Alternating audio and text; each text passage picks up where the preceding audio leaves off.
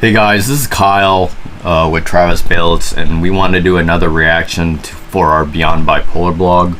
So we mentioned our friend Corey Modzaleski. I believe he's in Michigan right now, and he currently has a dual diagnosis of bipolar, schizophrenia, so it might be a schizoaffective type illness, and he also has been a whole bunch of substances. So I thought this one was really interesting.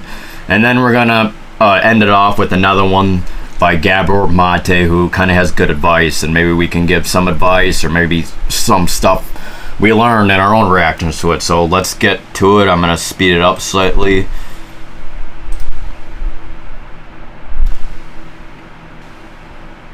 I don't know if you can hear.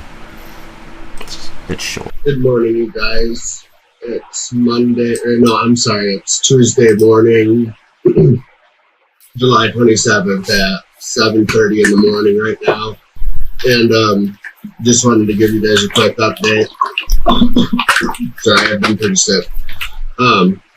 It's not COVID though. I've checked my temperature, all that, and I don't have COVID. It's just a bad cold.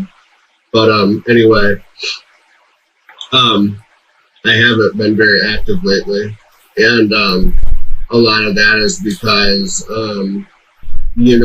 as some of you guys know, in addition to being pretty severely mentally ill, I also struggle with alcoholism and drug addiction, substance abuse issues, and that's basically what's going on lately. I was doing really good for about 18 months. And then a little over a couple weeks ago, I just, had a relapse. I do what drug addicts do. And that's basically what's been going on lately. And a little bit about my drug history. My original drug of choice was crack cocaine. I started doing it when I was 19 or 20. And this past relapse, I did that on and off for quite a few years. And then and also being an alcoholic, I've been drinking since I was 16, and been drinking pretty heavily on a daily basis since I was 18 or 19. So you have all these different things going on. Then this past, the relapse before this one back in November of 2019, that changed to that, graduated up to crystal meth. So there was that going on for a short period of time. Thank God it was only a short period of time and it didn't go on any longer than it did, because I hear really horrible stories about that. But anyway, I was doing really good for about 18 or 19 months, going to AA, going to SA. I'm in an outpatient rehab program. I still actually do that, even though I'm using my case manager there understands my situation and lets me stay in the program and just helps me with other things, helps me with my mental health, that kind of thing. He's a really good guy. He's been my case manager for like over 2 years now, ever since I moved back from Washington. But anyway, so that's basically what's been going on lately. As far as my drug of choice, I'll do pretty much anything I can get my hands on. I've never done heroin, but I've done pretty much, painkillers, Vicodin, morphine, crack, cocaine, alcohol, LSD, DXM, marijuana, obviously. I'll do pretty much anything I can get my hands on. As far as what I'm doing right now, I'm abusing marijuana and DXM. So those are the drugs I'm using right now. And the problem with that is what's happening is I've been doing it for over 2 weeks now, and I'm at a point where my tolerance is building up, meaning I need more and more of that substance to get the same effect. You know what I mean? And I'm at a point right now where, to be honest with you guys, I don't know if I want to quit right now, you guys. I have some personal issues going on in my life, and I'm, kind of, that's not an excuse to do what I'm doing, but it's, kind of a trigger. And I don't know if right now is the right time to quit. I do want to quit. Part of me really wants to quit, and part of me really wants sobriety, but then another part of me wants to keep using. And I don't really know. I'm not doing anything illegal. I'm not breaking any laws. Both of those substances are legal in my state, so it's not like I'm breaking the law or anything. But what I am doing is very destructive, and I didn't do it yesterday. I didn't use yesterday, but as far as what's going to happen for the rest of the week, I don't know. I'm not going to promise you guys I'm not going to do it. I'm not going to sit here and bullshit you guys, because if I say I'm not going to do it and then I accidentally go out and do it, then that's bullshitting you guys. And so I'm not going to guarantee that it's not going to happen, So that's where I'm at right now. And as far as how this plays into my effects with my mental health, with my schizoaffective disorder, it's horrible for it. Drugs and schizoaffective disorder is a horrible combination, you guys. That's all I have to say about it. I am still in treatment for my schizoaffective disorder, and I am still med compliant. And I think because I'm med compliant is why it's not getting any worse than what it is. But if I was off my meds right now, I would be a completely different person. But that's what's going on right now, you guys. So I do still go to AA meetings. But I'm at a point where I think that if I do really want to stop, I think I might need like detox, you guys, like detox or rehab or something like that. So that might be my next step. So I'm going to be thinking about that. But yeah, if you guys want to just give me prayers, positive vibes, anything helps. So thank you guys for watching. I don't know if anybody got anything out of this or if I made any sense or not, but hopefully we got something from this. So have a good week, everybody. Bye, guys. So what are your thoughts? So I guess we were talking about him, and I supposedly relapse. I'm not sure what the DXM is. I might have to research it. But I mean, I think the important part is, and I messaged him on Facebook, that he's being honest. So that's the very first step.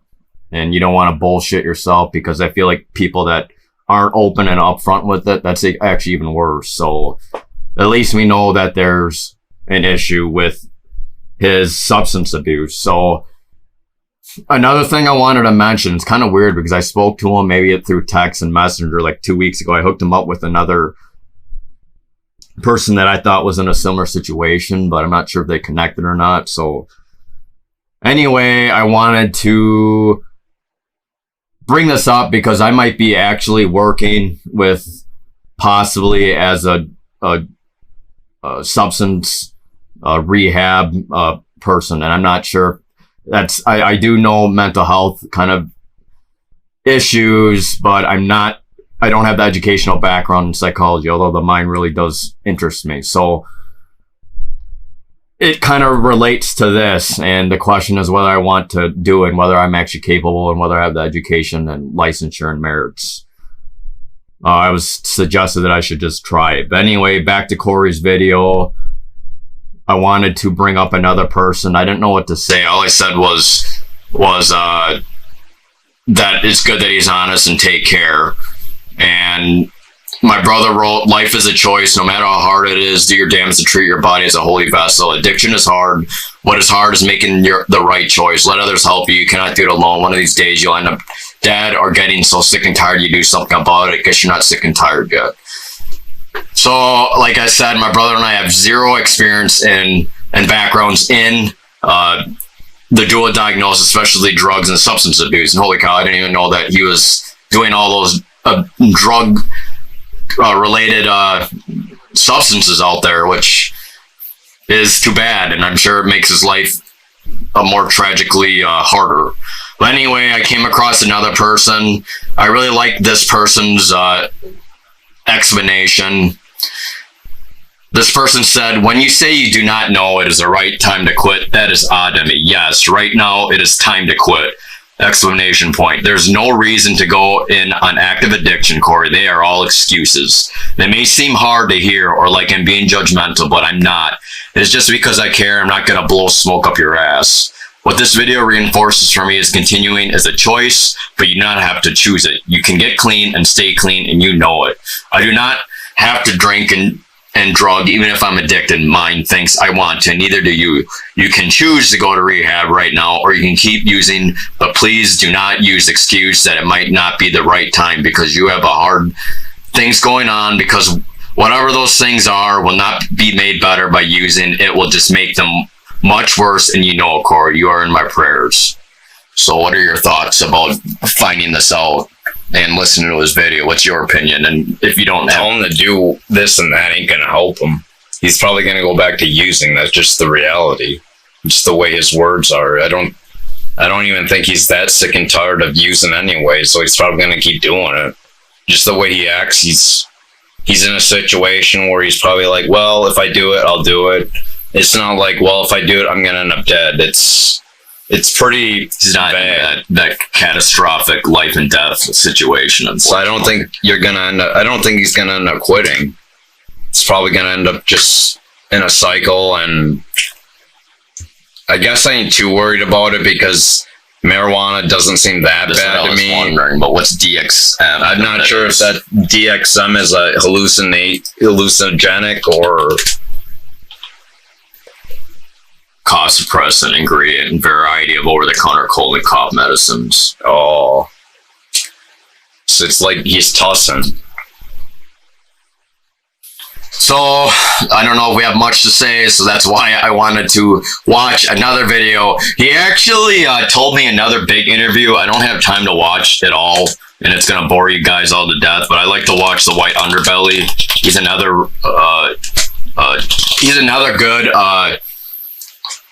he does another great interviews of various people, especially those that grew up on the streets and went through it all. And he does really great stuff. And I'm bringing him up because Corey ended up messaging me about a guy that he related to, about why he continues doing drugs. And maybe that was just alluding that he is back to doing it, interestingly enough. But anyway, I don't know the specific video, but I wanted to listen to Gabor Mate. He's a doctor, and he has a very compassionate lens, and maybe we might learn a little bit more things, and maybe you guys as well. So let's see what he has to say. Vancouver, British Columbia is one of the world's ground zeros for addiction. In a few square block radius, we have thousands of people injecting, inhaling, ingesting drugs of all kinds, and paying dearly for it.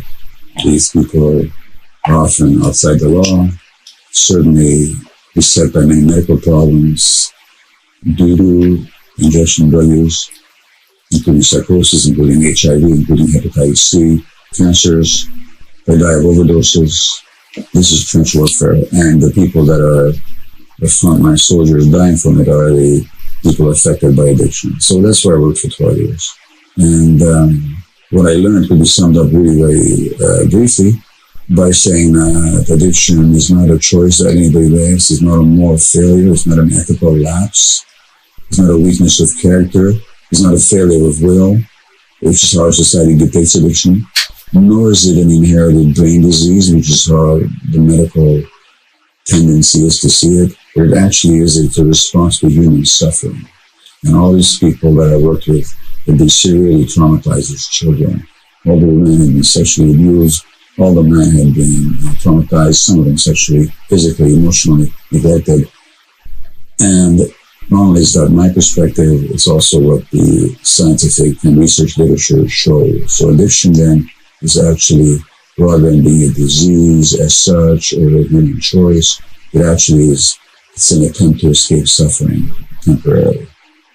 By the time I went to work there, I had already been in family practice for 20 years. I'd seen a lot, and I was quite attuned to the impact of early childhood experiences on adult psychology and adult brain physiology.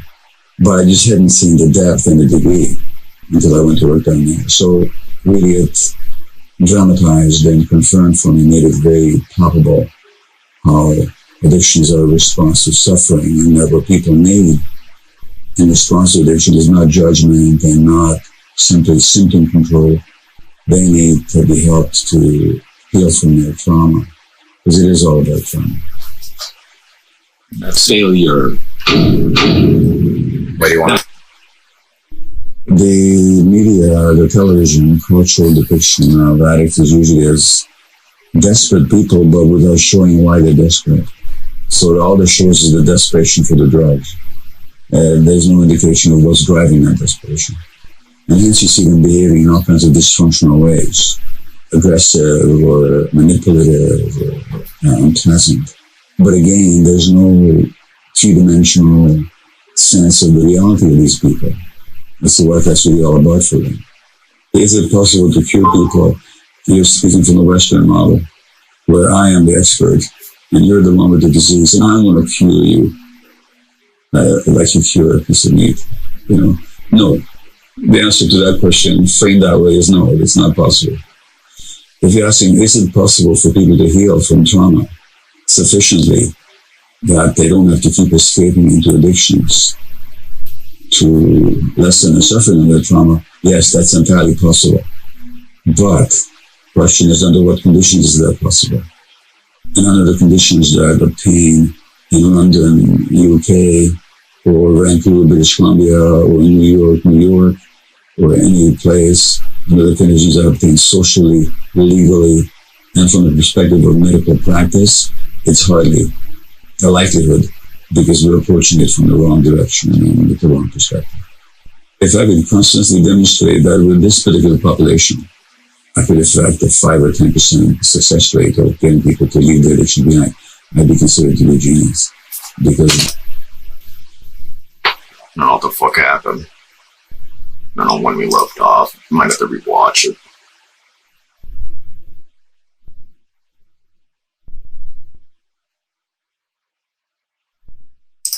what people need in response to addiction is not judgment and not simply symptom control. They need to be helped to heal from their trauma, because it is all about trauma.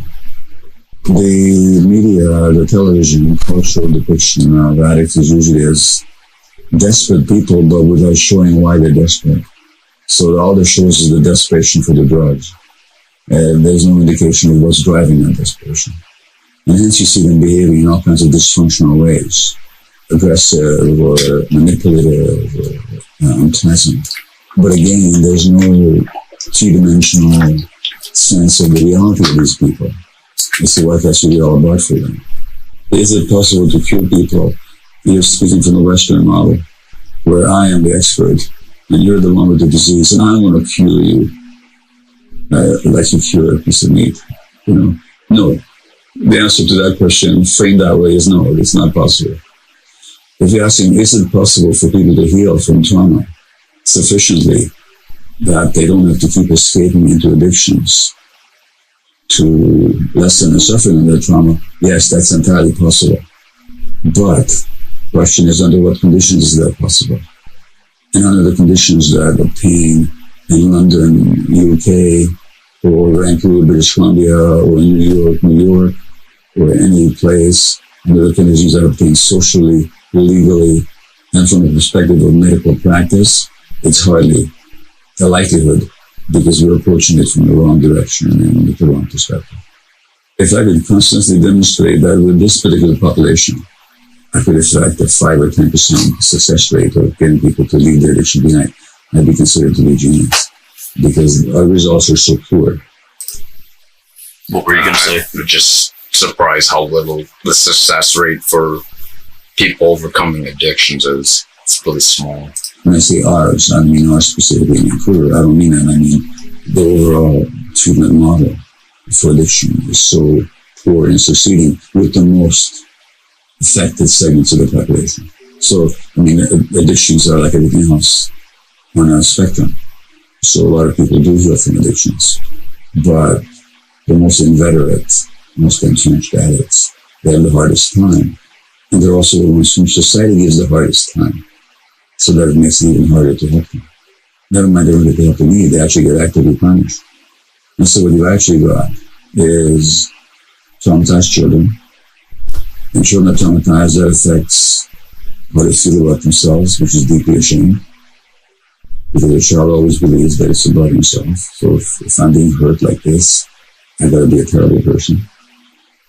Or if I was sexually abused, why didn't I fight back? I must be a very weak person. So there's a deep sense of shame.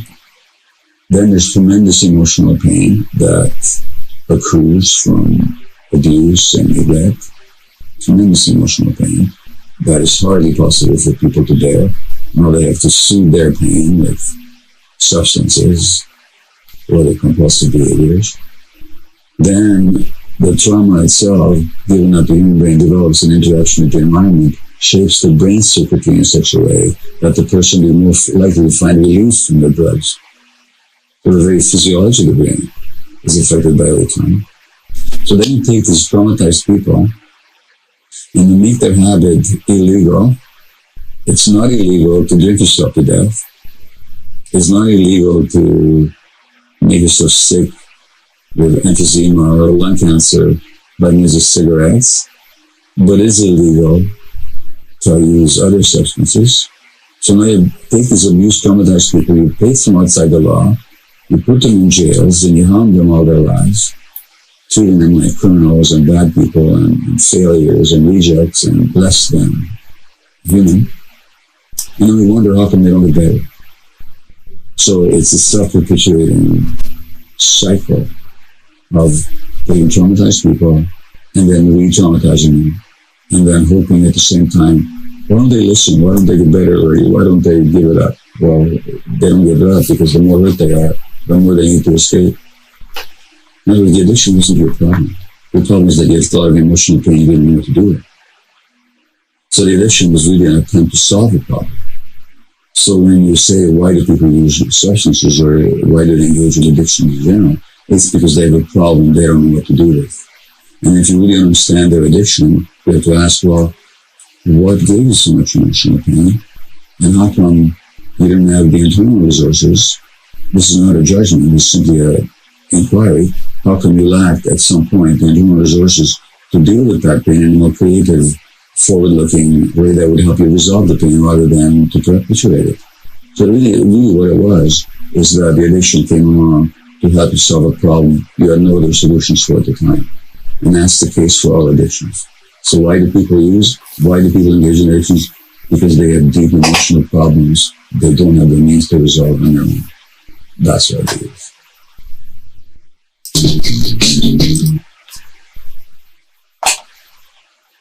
The average medical student, until very recently, has never even heard the word trauma in their education.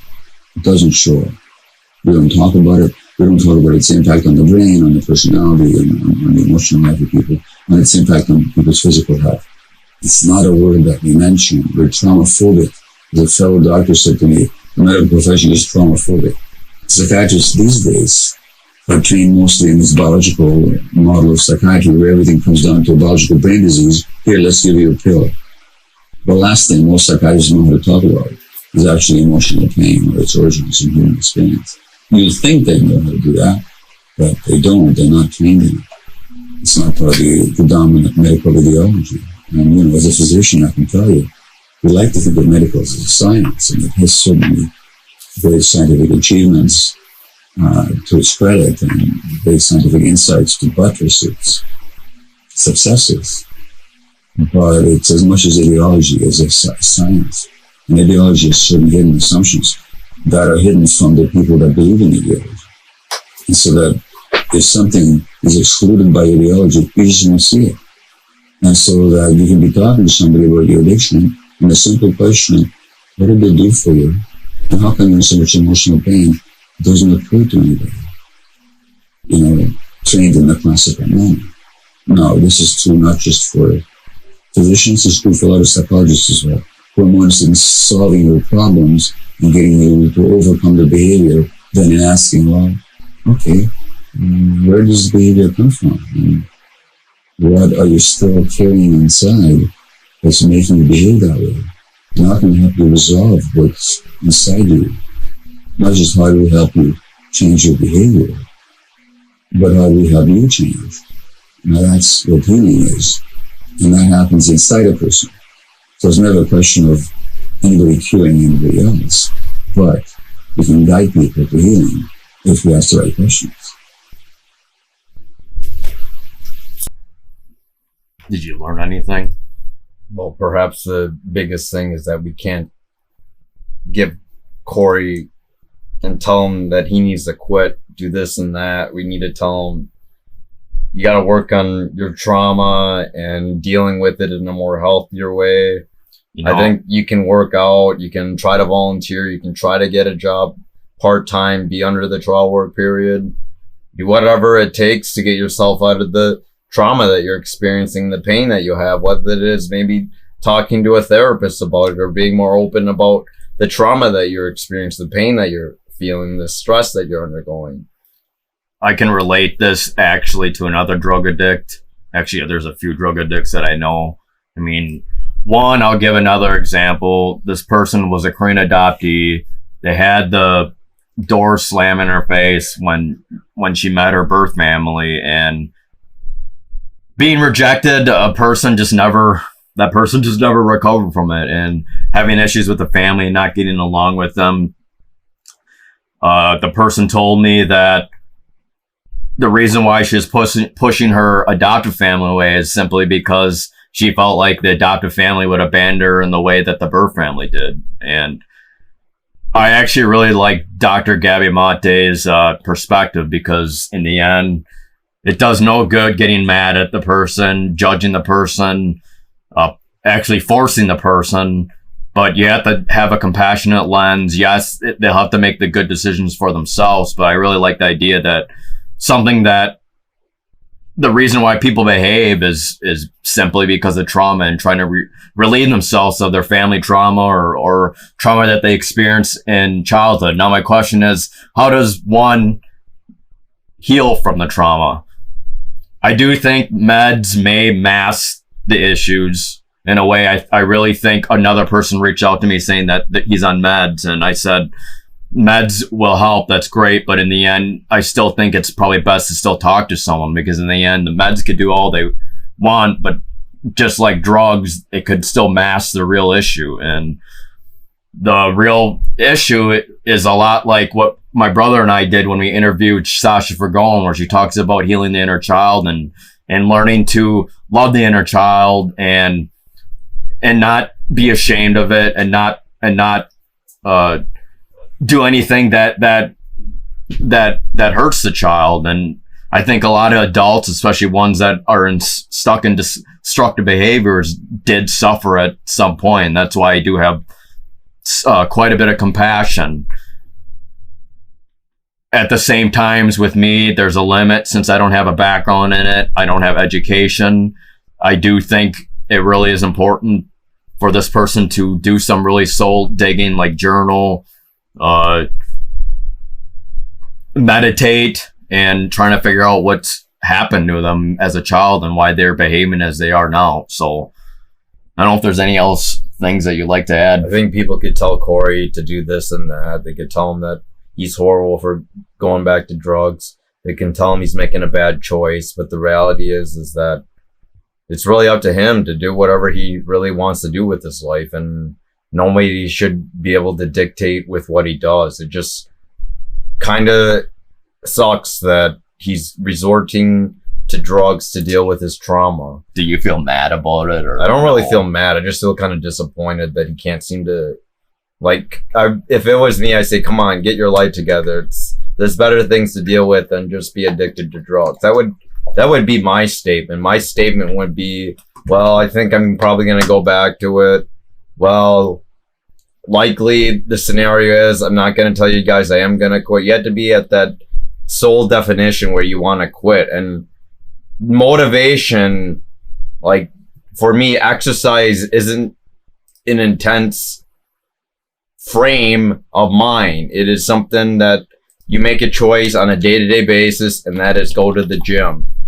think about it though when you first started? Was it really hard? Do you remember, or you can't remember? Habits don't develop Do you think you by sometimes choice. The only way to make a habit is that you do something over and over again, and that's what does makes that a mean habit. forcing it?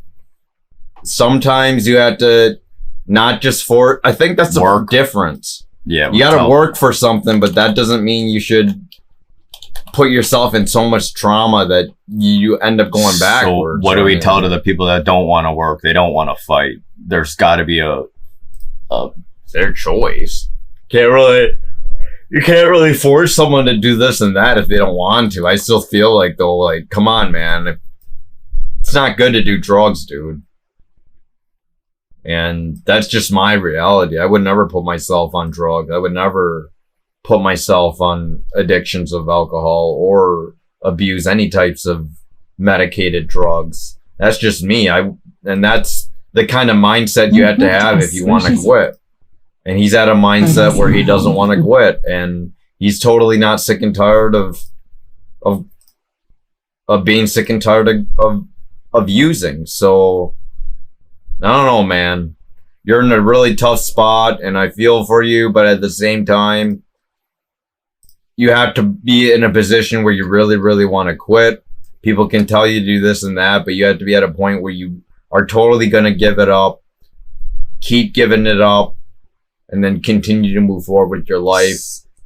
So this is the video that you wanted to show me. I actually had this at double speed. I know we're already going over 30 minutes. Hopefully we can do some cuts. I probably should have sped up the last one, but well, I want to watch one more because this is the one he says he feels like he relates to. So all right, Charles. Charles, which rock are you from? Where? Oklahoma, same thing. What about Charlie? My childhood, I was in group homes. My uncle was abusive. Father's passed away. My mother died when I was 13. So who raised you? Raised me. I was in Silver Springs, up in the Dodge High, outside of So your mom at least, or mom and dad? She passed away. And then you went to foster system? Yes. How was the foster system for you? It was kind of a combination of things. It was kind of rough at first, and then some days you had your highs and lows. They kept getting medication a lot.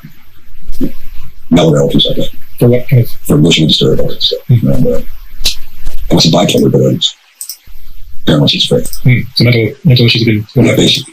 Not that I'm crazy, it's just you go through a lot of changes. Right.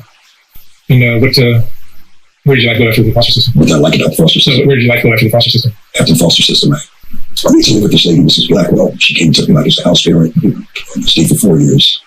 Then I went to Reading, Pennsylvania. Pennsylvania. I became homeless. Got off the street, became homeless again. It was a recurring thing about 4 times. And got off the street, now I'm homeless again. That just started. And drugs have been a part of your life? Pardon me? How long have drugs been a part of your life? I don't really do drugs, hardcore. I do marijuana. Oh, really? But I'm really obsessed with it. It's like an obsession. How is? But I don't see it as no worse than any other drug. If you're obsessed with it. I'm very compulsive about it. How much pot do you smoke a day? I would smoke maybe 2 to 3 packages a day. I would smoke 1 joint every 15 minutes. You're right. Throughout the day? Yes, sir. I couldn't sell any drugs. I couldn't sell marijuana because I couldn't keep it long enough. Because you were smoking? Yes, constantly. And that's, I'm a cigarette abuser and a marijuana abuser. You still smoking today? Yes. You discovered pot at what age? I was 13. Okay. I stopped for like 3 years and then started again. And 3 years, you stopped. How did your life change? how did I change? When you stopped when you were not smoking? When I wasn't smoking, things were a little better, but they weren't perfect. You know? You think you're addicted to it? Yes, I would say I was addicted to it. I don't know. That's addictive. Yes, it can be addictive. Yes, it can. I can be addictive because I've been smoking for quite a while. I've been smoking for 18 years. I wanted to stop that video because it's really important, because there's a lot of pot users and maybe even normal people that they don't believe that pot's addictive. But I have a confirmation from a buddy of mine who was in the same thing, and he 100% agrees that, oh yeah, pot can be addictive, he told me. And in the end, anything can be addictive, and anything that's addictive is not good for you in the end. It's better to have a balance. So we'll just keep continuing what he has to say here. Where are you staying? Where am I staying at? Over on the other side of the bridge on Cardboard. You sleep on the street? Yeah, I come on the bus.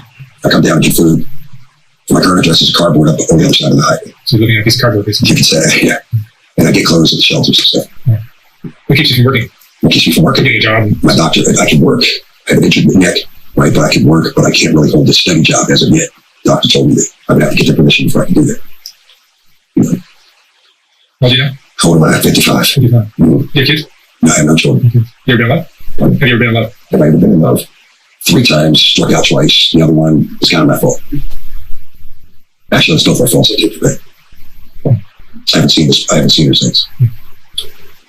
Looking back at your life, what do you think might have... I wish things would have been different. What do you think? What do you wish was different? I wish my attitude things would have been different. I wish I would have learned more than I do now. I wish if I had to do all over again, I would have done it that way. What about that? The things that I did. You know, the abuse of pot, Oh, I see. the abuse of cigarettes. So if you want to tell young people it's not a game. It's interesting because today the attitude of pot is that it's medicinal and it's Not exactly dangerous. It's not exactly dangerous. I kind of think that just his attitude, like, yeah, I smoke, yeah, I do pot. He's blaming his past that he could have made a choice, but he can make the choice right now to quit. It's what I don't really agree with here. It could become habitual. how do you think pot affects your behavior? What it does is it makes you hungry. Yeah, it does. I'm not so sure. It depends on the person. Probably makes them horny. Some people don't. You know, some people it relaxes them. Some people. And so there's different kinds of pot, right? Yes. You know, people react differently to it. Some It depends on what kind you're smoking. yes. But the key is not to get hooked like I did. Because you'll wish you didn't. And stopping is not... I can stop. It's difficult. It's very difficult, just like any other drug. You don't see people having the same problems with pot as they do like with crack or with heroin, things like that. Well, see, like I said, from my perspective, from being down here, being around people, it depends on what their problems are. Yeah. You know, it depends on how effective they were. Do you think it exacerbates your mental issues? Do you think it heightens your mental problems? It can. You mentioned earlier you have some... It can affect it. It can affect it to a certain extent. In most cases, not at all. You know, like I said, it varies. Do you have friends? Do I have friends? I have 3 friends. One is not in town right now. Where do you see your life going now? Well, it can go either way. It can either go down or it will go up. So it's basically neutral. I'm hoping for the best. Mm-hmm. I would prefer it to go up, though. Yeah. Have you seen doctors for your mental issues? Yes. What are they? I see 2 of them. Oh, you still do? Yeah, I still see them, but I have to go way out to the valley of them to see one. Yeah. Are you taking meds for... Yeah, I'm taking Haldol right now. No, I'm sorry, I apologize. I'm taking Abilify. for Could you explain a little bit about that for people that don't know what that does? Antipsychotic is likely making him more stable. He must be bipolar or depressed or has schizophrenia because it's stable. It levels you out. Do you know any drug interactions doing marijuana and that? It can induce psychosis. What does it make you do? Okay, I'm going to be honest with you. It's paranoid schizophrenia, right? But there are times where I'm telling the truth about stuff and people won't believe it. You know, so they just, Okay, so I just want to mention a lot of people claim that pot calms them down, but there's actually people that actually get some really aggressive. And another common thing with pot is if you do it a lot, it can cause hallucinations, delusions, and paranoia. And that's the real irony of this guy. This guy's a heavy pot smoker, yet he's a full-blown schizophrenic. So he's not even just the dual diagnosis thing. He's not just dealing with like whatever the schizophrenia and paranoid. Because of the pot, it's probably inducing it, making it even worse, it sounds like. So have to believe that it's because it's paranoid schizophrenia, but it's not always the case. So schizophrenia seems to look very different in different people. Yes. Yeah. Some more heightened than others, depending on, and plus when you're exposed to different things to create different problems other than just that. Where did the schizophrenia kind of take hold in your life? In your 20s? When did it take hold? It took hold when I didn't start registered. I was like 22. Yeah, that's usually the age where it kind of shows up. But at first I was in denial of it. You know? The doctor told me that I had schizophrenia. I told him, man, you know what you're talking about. But I didn't realize I actually did have it until I started showing signs of it. Then I started feeling guilty, depressed. And is the pot kind of a way of treating it for you? I think it's recreational treatment for me. I can't speak for others. Yeah, your pot use is that, do you know anything about that, Travis, that pot actually helps schizophrenics? I didn't even know that. No, typically for schizophrenia, it induces psychosis. Has psychiatrists ever talked about they recommend not smoking pot in schizophrenic? Because of the, like what I said, because it induces paranoia and hallucinations. Remember, it can induce psychosis. It decreased. Has it changed over the years? It has. It's changed. But there was a time where I was smoking it every 5 minutes. And it was part of me saying, slow down. But the other part of me wouldn't listen to it. So you're literally smoking a joint every 15 minutes? Yes. And That's no lie. there's a lot of smoking. Yeah. And I said to myself, I might be out of control. I've had people tell me, oh, man, you smoke too much pot, man. And then some people say, man, go ahead, it's okay, just don't smoke too much pot, you know what? And would you say you were high or you were just, Well, I'd be high. when's the last time you smoked? Today? It was the last time I smoked today. Actually, I haven't had any in 4 days. Well, you haven't smoked today? But I've said there was a current time I was, from the 4-day period, I was smoking heavy.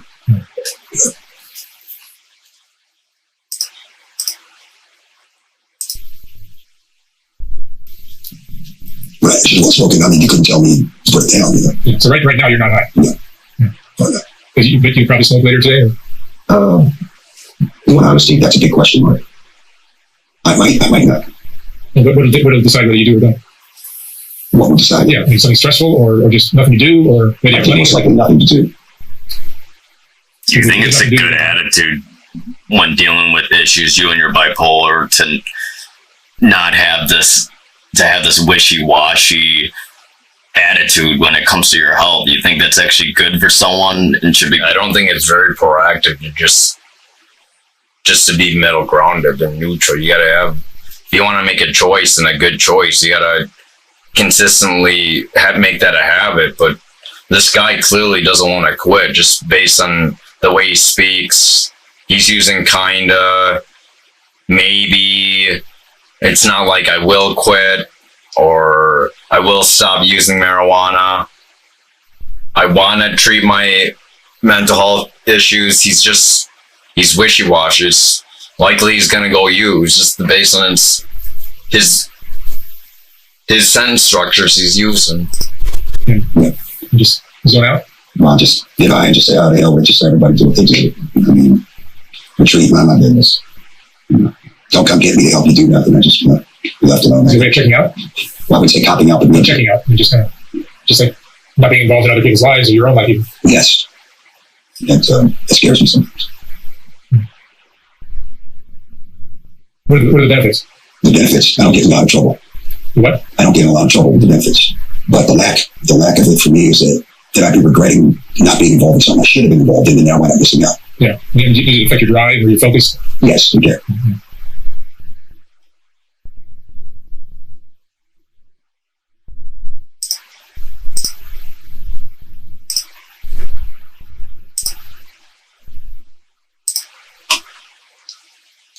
Yeah.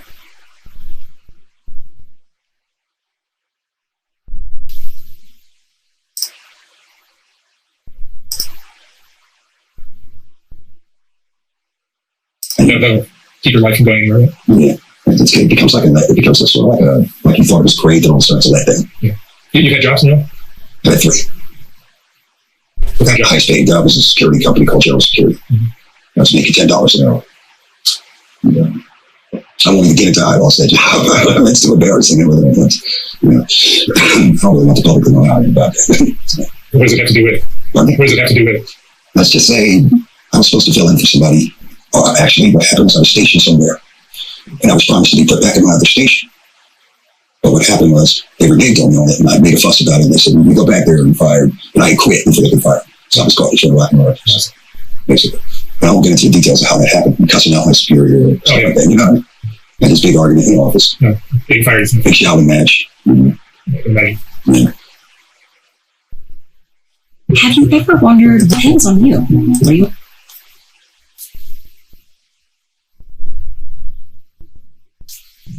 And anyway, that's for that. living on the street? Do you see yourself getting? I don't see myself dying, but I don't see myself. I'm not going to sit there and say that being on the street is like the greatest thing in the world. Now, some people believe it's the greatest thing in the world. Depends on the person's point of view. But me, I don't think being on the street or jail are the greatest things in the world. You know jail too? Yeah, and I don't. And the first day I went, I wanted to get out the very first day I got there. What got you in jail? Huh? What you in jail? Receiving stolen property 9 times. You know, things like So that. you've been in jail 2 times. Yeah, you can say that. Misdemeanors. How does living on the street? How does this lifestyle that you're living When you're on the affect street, you emotionally? okay, when you're on the street, you feel like you got nowhere to go. You do have places to go, but you're so depressed you think you don't have nowhere to go. You see what I'm saying? Yeah. But then you have to confront the problem of where do you go and how do you get there? And plus you have to deal with all the other baggage too. It can be frightening. And if you just smoke, then you don't have to even look at it. But you still have to come back to the same basic problem. Eventually, yeah. Yeah. Not if you smoke every 15 minutes. But see, that's the depression. I still smoke to get rid of the pain. Yeah, there's always mental illness behind all these Yes. behaviors. I think. But here's the weird thing. When I smoke to get rid of it, it comes right back again after you get the high comes down. And it's like you can't, it's like it's a vicious How cycle. long does the high last? How long does the high last? It can last anywhere up to maybe 5 to 6 hours, something, depending on the type of quality you smoke. Mm-hmm. And no matter what kind of drug you smoke, basically, I'm only speaking for myself, man. It's not going to make the actual reality of the situation go away. You've been selling pot for decades. Has the quality improved? Or? Some of it's improvement. Lately, people have been selling some of the bogus stuff and keeping the good stuff for themselves. And that's what's making me mad and frustrated. I might want to quit altogether. Because you're not getting quality you like. Yes. And since they legalized it recently, it wouldn't make a difference if they're still not giving you the quality you like. And it's starting to make me feel like, what the hell am I smoking it for? If I can't get the quality I'm looking for. Mm-hmm. Yeah. Can you try any of the harder drugs? No. Never. I tried blow once, but blow didn't do anything for me. It didn't do anything, so I'm not interested in it. If it's something I'm not interested in, I'm not going to do it. I don't care who's dead. You know? If you have something I'm not interested in, I'm not going to do it. I don't care you or whoever else has it. That's just how I operate. What do you say the most important lesson you've learned in your life is? Is that I made a big mistake when I started smoking pot obsessively. I want to get back to praying, something I made the biggest mistake in my life of not doing. That's one of the biggest mistakes I ever made. Thank you so much for sharing your story. I wish you the best of luck. Hope you get off the street. Okay, so this is the video that Corey sent me, and he says he relates a lot to this guy, and apparently this guy's incredibly wishy-washy. He seems to be smart and he knows the issue, but he doesn't want to take the effort and the work in order to change himself. And if we're doing it from Gabor Mate's perspective, this guy probably has some sort of trauma that he's unable to resolve. What that is, I don't know, but this guy is kind of just sitting on the fence really and just doing whatever. So I don't know if we had much to say, but I think watching these 3 videos was important for our viewers and for us in general to kind of dive a little bit deeper in the mind. And I kind of wanted to know a little bit more because I might be getting this job as a treatment specialist, working with people that are drug addicts, and I serve them and be their support, bring them to the hospital, bring them to their appointments, getting them coffee or anything like that. I'm not sure if I'm going to take the job because what worries me is I do have mental health. I did have mental health issues. That gives me some compassion. So I do understand to an extent, but even when I dated someone that was into drugs, boy, that was way more than I could handle. Yeah, it's probably because with this job, I'm more detached, so my emotions won't get as involved, and I'm actually getting paid, but I don't know. So this is a lot to take. Was there anything else that you would like to add for this video? It's kind of hard to have compassion for him because he doesn't seem to want to quit. He keeps blaming his past that, well, if I could change, I would have done it in the past. Well, think about it. You can change. You now. seem mad about it. Just and annoyed about, because he's not the only one who acts like this. Because it was 15 minutes of the same crap over and over again. It was just, I knew right away the way he was just talking, he wasn't ready to quit. Same thing with Corey. You know he's not ready to quit just the way he talks. And I can't really tell him to quit doing this and that because he has to be in that right mindset that he wants to do himself. Now, there's some people that would get mad at him and say, quit, man, it's bad for you. But that doesn't help either. You got to resolve the crap that you're dealing with, man. You can't just simply resort to drugs to escape to a high when in reality you got to figure out what the hell's bothering you. Whatever's eating you up, man, you got to figure it out because going to drugs is only temporary. It's not a lifetime fix, so... All right, buddy. Hopefully we didn't trigger you about this. I'm right now I'm trying to learn a compassionate lens so I could see it. That's why I wanted to watch all these, because there's a lot of people that weren't into this world and they don't understand. I don't understand, but we only wish the best for you. It's important that you're honest. That's great. I just hope you actually do what this person told you to. Maybe it's just best that you just go to a treatment center. I think that's really what you need to do. Just, if you see this message, just go sign up for one in your area and just sign up, because there's not much left if you just keep continuing doing what you have to do and having a person with mental health issues. It's not good to just do the drugs. I guarantee it. So I know we can tell you this and that, but I hope you take this with a grain of salt and you do it to not just do it for everyone that cares about you, but just for yourself. Learn to care about yourself.